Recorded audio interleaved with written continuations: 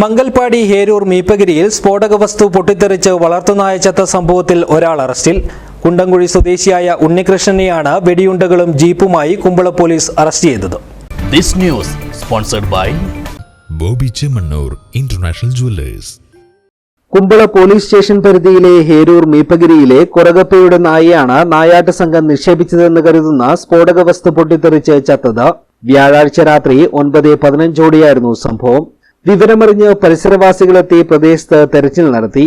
ഇതിനിടയിലാണ് ജീപ്പുമായി ഒരാളെ സംശയാസ്പദമായ സാഹചര്യത്തിൽ കണ്ടെത്തിയത്.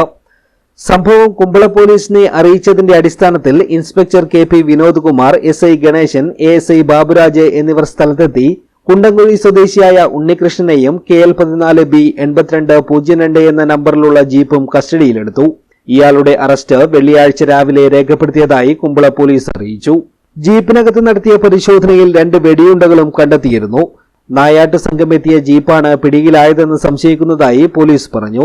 സംഘത്തിൽ 10ഓളം പേർ ഉണ്ടായിരുന്നതായി സംശയിക്കുന്നതായും പോലീസ് കൂട്ടിച്ചേർത്തു. ഡോഗ് സ്ക്വാഡും ഫിംഗർ പ്രിന്റ് വിദഗ്ധരും സ്ഥലത്തെത്തി പരിശോധന നടത്തി. 1 മാസം മുൻപും കുമ്പള ഭാസ്കരൻ നഗറിൽ സമാന രീതിയിൽ വളർത്തുനായ ചത്ത സംഭവമുണ്ടായിരുന്നു.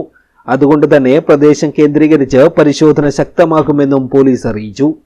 News bureau, Uppala. ചെറുകിട കേബിൾ